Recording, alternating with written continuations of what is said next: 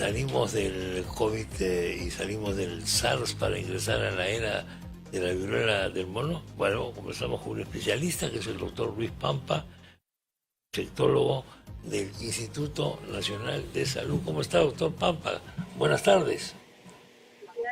Muy buenas tardes, gracias por la invitación, Chema. Gracias por atendernos. ¿Y qué hacemos?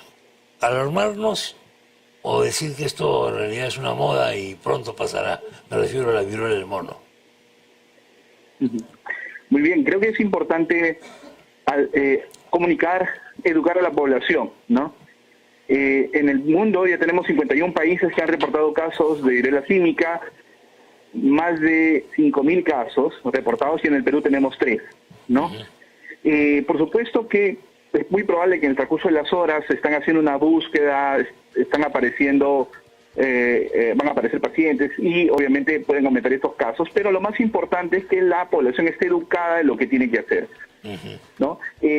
Básicamente es importante reconocer a personas que tengan lesiones, ¿sí?, en el cuerpo, ¿no?, que puedan iniciar en algunas zonas, principalmente a nivel central, alrededor del ombligo, en área genital, y que se distribuyan hacia afuera, hacia las demás zonas del cuerpo, como manos, brazos, piernas y demás. Asociadas a síntomas como fiebre, malestar general, dolor de cabeza, inflamación en los ganglios y lo demás. Eso es el caso, digamos, eso hace un caso sospechoso. Sospechoso. A la vista, estas lesiones que usted dice, doctor, a la vista, ¿cómo son? Mostraron una imagen muy importante, ¿no?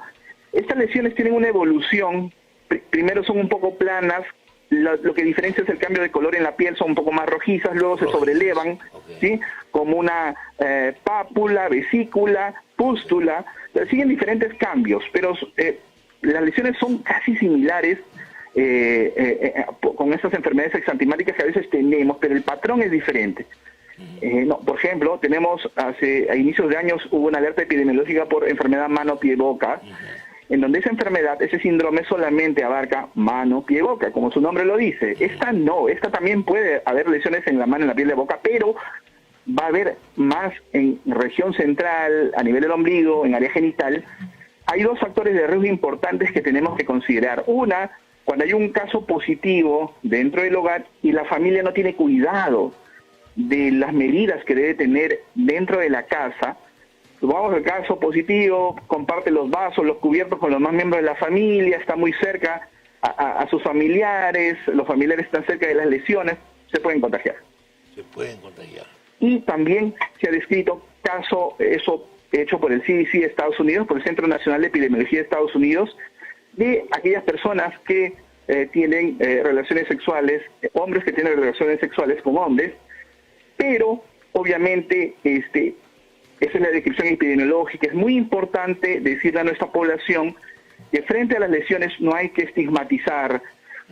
Es importante atender con una calidad y calidez a nuestros pacientes y saber orientar, ¿no? Porque también el contacto cercano, que es lo más importante y es el mecanismo de transmisión principal, es el que puede, digamos, desencadenar en la infección. También es muy importante decir que si tengamos un caso positivo en casa, tenemos que mantener las medidas de seguridad en la casa. Casi igual a las de COVID, tenemos que aislar al paciente, la persona tiene que estar en su cuarto, tenemos que tener cuidado con sus utensilios de comida, con la limpieza de su ropa, de sus sábanas, ¿no? Y los familiares se recomienda que dentro del hogar utilicen mascarilla si es que hubiera un caso confirmado.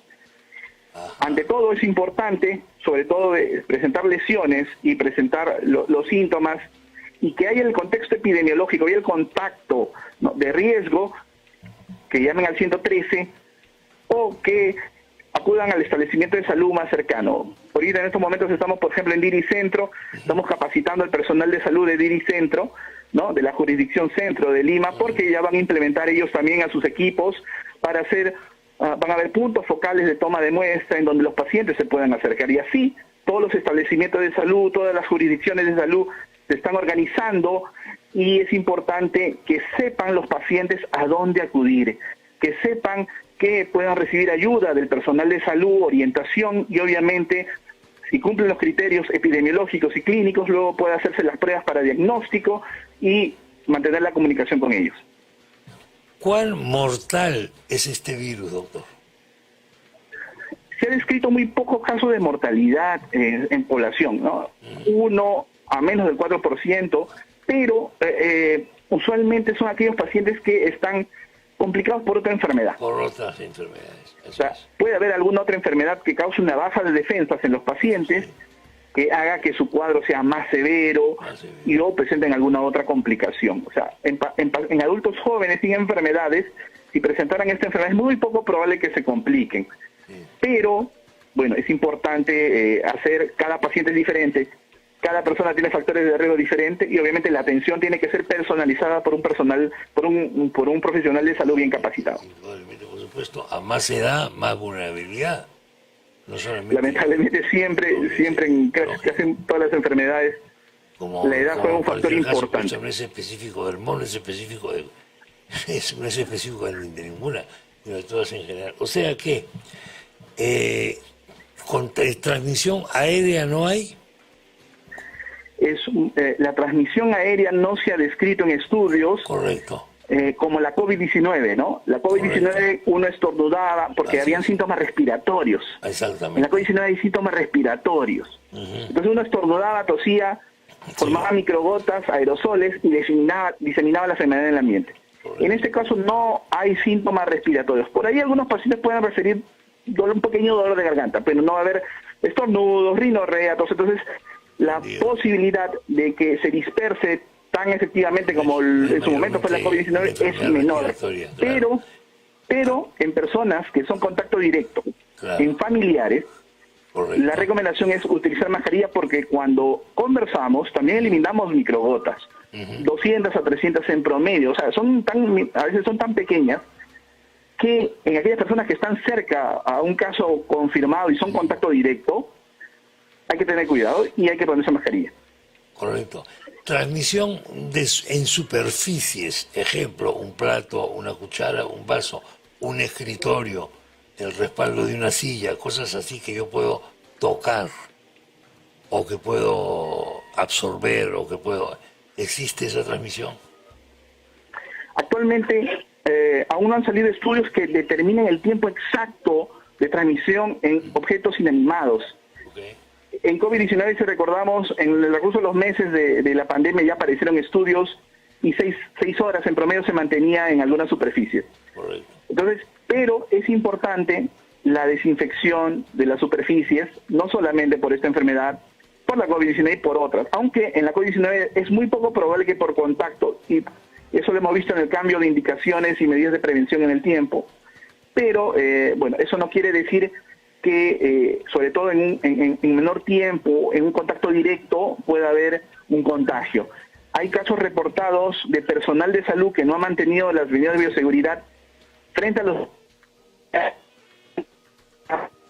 pacientes hospitalizados, por ejemplo, sin lavarse las manos adecuadamente. Ha habido un contacto muy directo con el personal de salud y algunos se han contagiado. Es importante lavarse las manos frecuentemente. Si estamos frente a uno de estos casos, tener poco contacto con las lesiones de los pacientes, no tener contacto con las lesiones de los pacientes, porque ese es el mecanismo principal, sobre todo si nosotros tenemos alguna lesión en nuestra piel que puede ingresar el virus.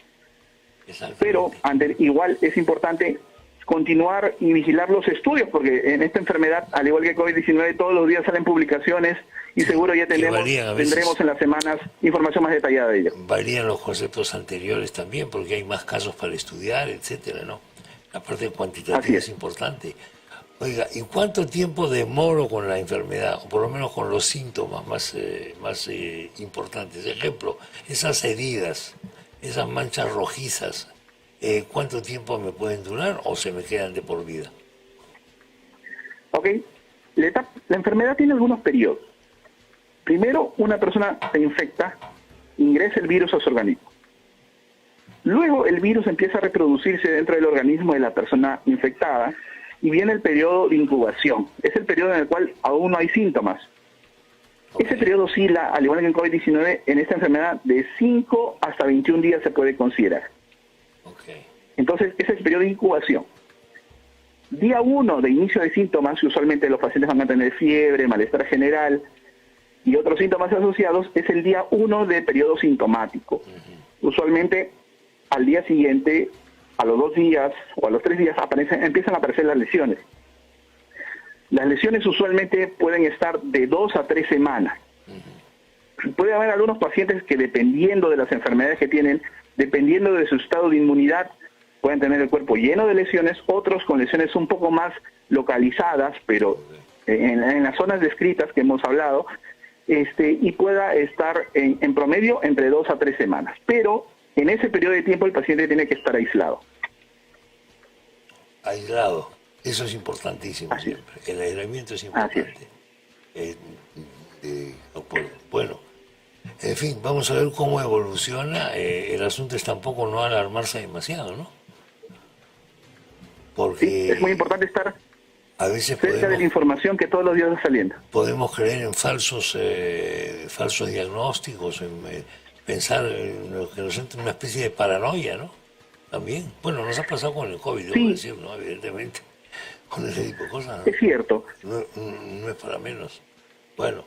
Lo más importante es transmitir la calma a la población, decir que las medidas de cuidado, la educación en salud tiene que continuar, ¿no? Y si estamos frente a un caso que pueda catalogarse con la enfermedad, mantener distancia, aislar al caso hasta que se estudie adecuadamente. No hay que caer en pánico. Al igual que en la COVID-19, el pánico puede generar ese factor que nos hace exponernos inadecuadamente, ese factor que nos hace contagiarnos. ¿Cuántos familiares en COVID-19 se han contagiado por tomar decisiones inadecuadas, por automedicarse, incluso de repente se han complicado? Es importante seguir las recomendaciones y acudir al establecimiento de salud o llamar al 113. Doctor Luis Pampa, gracias por esta utilísima comunicación. Muchas gracias. Muchas gracias a usted. Muy amable, doctor Luis Pampa, el virus del mono. No